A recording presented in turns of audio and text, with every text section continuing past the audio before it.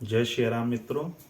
आज मैं पुनः आपके समक्ष में उपस्थित हुआ हूँ एक नए विषय के साथ में, जो कि फाल्गुन शुक्ल पक्ष की पूर्णिमा में जो होलिका पर्वोत्सव मनाते हैं उस पर आज हम चर्चा करेंगे कि होलाष्टक किसे कहते हैं, होलाष्टक क्या होता है और होलाष्टक का पौराणिक महत्व क्या है। इस पर आज हम चर्चा करेंगे और होलाष्टक कब से लग करके, कब प्रारंभ हो करके अंतिम उसका दिवस कब है, इस पर आज हम चर्चा करेंगे। पुनः इस पे हम समक्ष में आपसे चर्चा करते हैं। ओम सशंख चक्रम सगिरीट कुंडलम सपीत वस्त्रम सरसीरुहे क्षणम सहार भक्षास्थल कौस्रुभश्रियम नमामि विष्णुं शिरसाश्चतुर्भुजम्।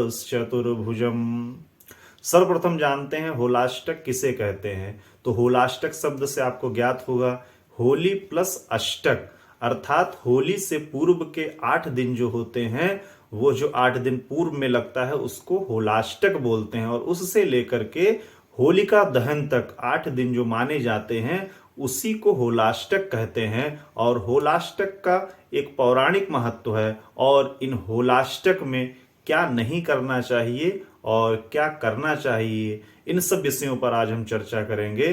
तो होलाष्टक का पौराणिक महत्व सर्वप्रथम जानते हैं। होलाष्टक पौराणिक महत्व कथनानुसारेण विष्णु पुराण के अंतर्गत में कहते हैं कि जब हिरण्यकश्यपु भगवान से वरदान पाकर के पुनः जब अपने राज्य में लौटा तो वह सभी भक्तों पर कष्ट प्रदान करने लगा, उनको प्रताड़ित करने लगा कि मेरे नाम की ही पूजा करो, मैं ही यहाँ का भगवान हूँ। उन पर उन्हीं की जो पुत्र थे प्रहलाद, उन्होंने इसका बहिष्कार किया। इस पर भक्त प्रहलाद ने जब इसका बहिष्कार किया तो जो हिरण्यकश्यपु था वह भक्त प्रहलाद पे कष्ट करने लगा, उसको पीड़ित करने लगे और प्रताड़ित करने लगे। और जब इनको प्रताड़ित करने का जो समय था वह फाल्गुन की शुक्ल पक्ष की जो पूर्णिमा थी उससे 7 दिन पूर्व, और होलिका दहन का दिन मिलाकर के 8 दिन हुए। उससे पूर्व में भक्त प्रहलाद को कष्ट देने और पीड़ा देने के लिए, डराने के लिए कि यह भगवान को त्याग करके हमारी पूजा करें और हमारा ही स्मरण करें, तो भक्त प्रहलाद ने उनकी जो भक्ति करना स्वीकार नहीं किया, भगवान की भक्ति करने लगे भक्त प्रहलाद। तो उस दिन से भक्त प्रहलाद को प्रताड़ित करने लगे और एक एक दिन नित्य भक्त प्रहलाद को मारने की प्रक्रिया को प्रारंभ किया। जैसे हाथी के गज के पैर के नीचे दे पाया, पहाड़ से गिराया, आदि आदि 8 दिवस तक उनको जलाने या उससे प्रताड़ित करने के कई उपाय हिरण्यकश्यपु ने किया।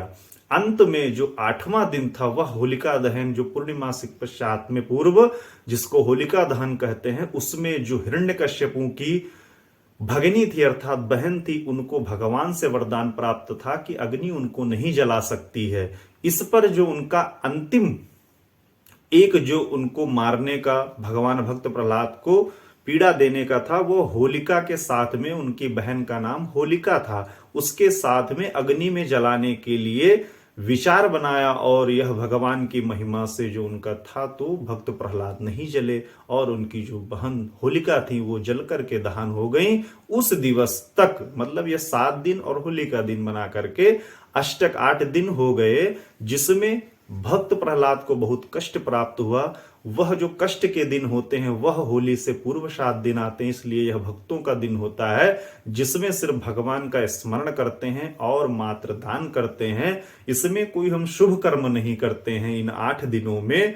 जैसे कि कोई हमारा विशेष संस्कार होता है, गृह प्रवेश होता है, प्राण प्रतिष्ठा होती है, मुंडन संस्कार इत्यादि जो हमारे षोडश संस्कार बताए गए हैं, वह कर्म हम इन होलाष्टक में नहीं करते हैं। और जब होलिका दहन हो जाता है उसके तत्पश्चात रंगोत्सव पर्व करते हैं। और यह होलाष्टक इस मार्च 2022 में अष्टमी तिथि दिन गुरुवार और 10 मार्च को लग रहा है। और जो उसकी तारीख है 17 तारीख को जो होलिका दहन है तब तक के यह होलाष्टक मनाया जाएगा। तत्पश्चात जो काश्याम होली का जो मुहूर्त दिया हुआ है वह 18 तारीख को बताया गया है जिस दिन हम लोग रंगोत्सव पर्व मनाएंगे। इसके पश्चात में चर्चा करते हैं कि इनमें क्यों मनाया गया है जो शुभ कर्म वर्जित हैं। तो मित्रों, यह शास्त्रोक्त प्रमाण इसका एक श्लोक के माध्यम से हमें जो प्राप्त होता है वह लिखा है विपाशे रावती तीरे, अर्थात विपाशा जो नदी है और रावती उसके तीर पे जो भी समक्ष में जो प्रदेश आते हैं या राज्य आते हैं या जिला आते हैं, उन सब में यह वर्जित किया गया है कि विपाशे रावती तीरे शुतुद्रायाश त्रिपुष्करे विवाहादि शुभे निष्ठम होलिका प्राग्दानादाष्टकम। यह जो अष्टक के पश्चात में जो विपाशा और रावती तीरा के आदि आदि सटे हुए जिला हैं, उनमें जैसे होशियारपुर, लुधियाना इत्यादि जो पड़ते हैं उस नदी के तट पर, वहां पर शुभ कर्म वर्जित बताए गए हैं।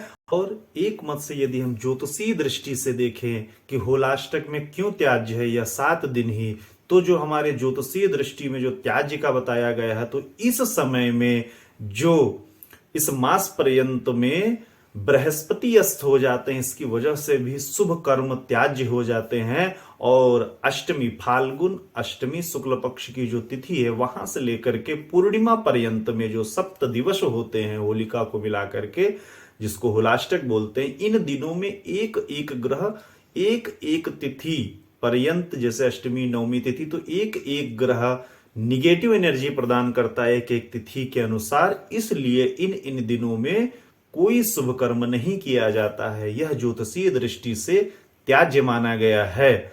इस कारण से हम इस दिन कुछ शुभ कर्म भी नहीं करते हैं। और यदि हमारे कोई ग्रह अरिष्ट हैं तो उस ग्रह के दिन ही उन ग्रह की जो धातु है वह हम दान कर सकते हैं, या उनका जो उनसे रिलेटेड जो अन्न है, वस्त्र है, वह हम इन होलाष्टक में जो जो ग्रह हमारे अरिष्ट हैं या महादशा चल रही है, तो इन अष्टमी से लेकर के पूर्णिमा पर्यंत तक हम गरीबों को, अन्यथा ब्राह्मण को हम दान कर सकते हैं। हमारे ग्रह अरिष्टता को समाप्त करने के लिए यह विशेष ही समय बताया गया है।